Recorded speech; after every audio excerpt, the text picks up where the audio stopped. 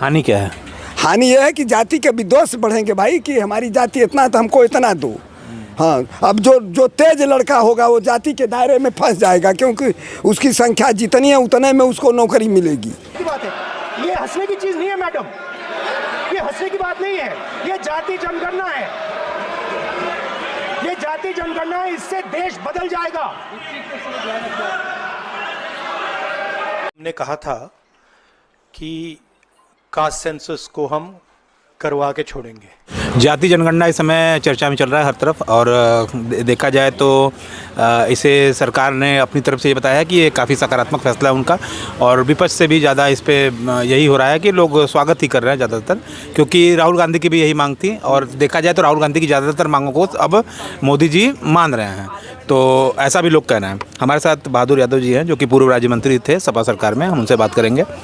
तो आप किस तरह देख रहे हैं नेताजी? जाति जनगणना हम पक्ष विपक्ष से ऊपर हट करके, हम दलगत राजनीति से ऊपर उठ करके, चूँकि मैं विद्यार्थी राजनीति से समाजवादी विचारधारा से जुड़ा और किताब पढ़ के भारतीय राजनीति में आए। न मेरे बाप राजनीतिक थे, न कुछ थे, न मेरा कोई विरासत था राजनीति का। डॉक्टर लोहिया ने जाति तोड़ो आंदोलन चलाया। चौधरी चरण सिंह ने कहा कि जो नौजवान लड़के या लड़कियां अंतर्जातीय विवाह करेंगे उनको बड़ी बड़ी नौकरियों में आरक्षण करो। जिस हिंदुस्तान की सरजमी पर जात मिटाने की बात चली, उसी हिंदुस्तान की सरजमी पर आज जात की जनगणना हो रही है। इससे बड़ा शर्म की बात कोई हो नहीं सकती है। मेरा निजी विचार है, 2 लाइन में मैंने आपको स्पष्ट बता दिया। जहाँ जाति मिटाने की बात हो रही थी, जहाँ डॉक्टर लोहिया ने दलितों को हर जनों को मंदिर में प्रवेश दिलाने की बात कहा है, जहाँ बैठ करके एक साथ भाईचारे की बात हो रही है, आज उस जाति जनगणना से पुनः जाति का विद्वेष पैदा होगा, समाज में दूरियां बढ़ेंगी। हाँ, इसलिए हम इसके निजी हमारा विचार नहीं है, और पार्टी के जो राष्ट्रीय अध्यक्ष माननीय अखिलेश यादव का निर्देश होगा उनके मैं साथ हूँ, लेकिन मेरे निजी विचार में जाति जनगणना न सरकार की कोई उपलब्धि है न विपक्ष की कोई उपलब्धि है।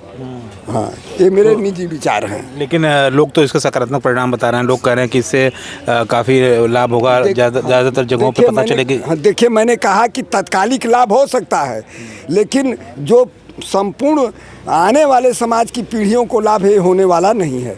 हानि क्या है? हानि यह है कि जाति के विद्वेष बढ़ेंगे भाई, कि हमारी जाति इतना तो हमको इतना दो। हाँ, अब जो तेज लड़का होगा वो जाति के दायरे में फंस जाएगा, क्योंकि उसकी संख्या जितनी है उतने में उसको नौकरी मिलेगी। हाँ, ये बहुत इसके दुष्परिणाम है। मैं समाजवादी विचारधारा का हूँ, इसलिए मैं कह रहा हूँ। हाँ, आगे आप तो ये समाजवादी विचारधारा के आप कह रहे हैं, लेकिन आप इसे देखें तो मोदी जी तो इसे मास्टर स्ट्रोक बता रहे हैं। कुछ लोग कह रहे हैं चुनाव होने की वजह से ऐसा कुछ हुआ है। अचानक ये फैसला क्यों आया? आप किस तरह देखते हैं अचानक से? इसलिए आया अचानक कि मोदी जी का भी, जो समाजवादी पार्टी के राष्ट्रीय अध्यक्ष माननीय अखिलेश जी ने पीडीए का नारा दिया था, तो भारतीय जनता पार्टी घबरा गई थी। अगर ये अटैक नहीं हुआ होता तो इनका योगी आदित्यनाथ 15 तारीख को मुख्यमंत्री के पद छोड़ करके पीडीए को मुख्यमंत्री बनाने जा रहे थे। ये पीडीए से मोदी जी बहुत घबरा गए हैं, और पीडीए से नहीं, राष्ट्रीय अध्यक्ष अखिलेश यादव के पीडीए बना करके उनके मोमेंट से वो घबराए हुए हैं।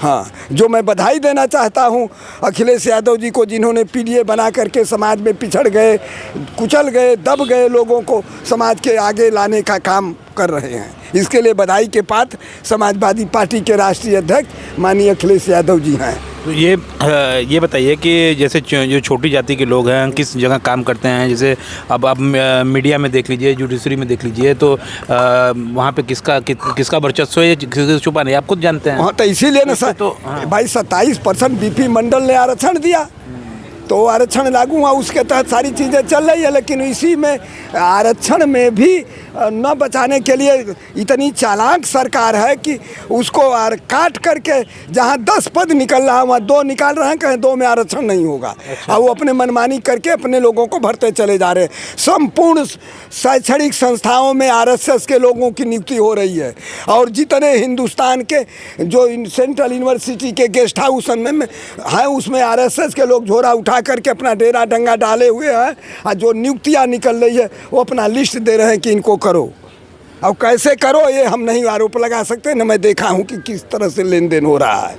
पहलगाम वाले मुद्दे को डिस्ट्रैक्ट करने के लिए तो ये फैसला नहीं है कि अचानक से मुद्दा को बदल दिया गया। पहलगाम का मुद्दा बहुत ही दर्दनाक है। अगर माननीय मुलायम सिंह यादव हमारे नेता थे, एक बार उन्होंने सियाचिन के ग्लिसरीन की पहाड़ियों पर उतरा और उधर से वो हो रहा था, कुछ आवाज़ आई कहें कहाँ है, कहीं उठले चलो वहाँ, और लड़ाई होगी तो पाकिस्तान की धरती पर होगी, हिंदुस्तान की नहीं।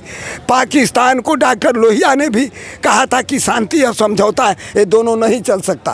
और जिसको लाल बहादुर शास्त्री ने कहा था कि भाई सिंधु जल ये हो गया है तो होता है, लोहिया ने कहा कि अगर इसे बुराई है तो इसे तत्काल ख़त्म करो, राष्ट्रहित में पहले हम देखेंगे।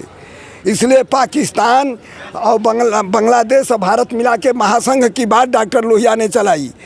ये तो उन्होंने आज से 40 साल पहले कहा कि टूटेगा, देखिए टूट करके पाकिस्तान बांग्लादेश बन गया कि नहीं बन गया, और आज पीए को भी टूटने के कगार पर है। तो पाकिस्तान तो हिंदुस्तान का अंग था, एक गलत तरीके से बंटवारा हो गया। अच्छा, बंटवारा का भी अब वो गलत तरीके से बंटवारा हो गया। बंटवारा नहीं होना चाहिए था, कुछ ऐसी तत्काल परिस्थितियाँ थी, लोग व्याकुल भारत थे बंटवारे के लिए, सत्ता के लिए। तो ये थे हमारे साथ बहादुर यादव जी, जिनका मानना है कि इनके अपने निजी विचार हैं और ये कह रहे हैं कि मेरा पार्टी से इनका कोई वो नहीं है, निजी विचार थे इनके।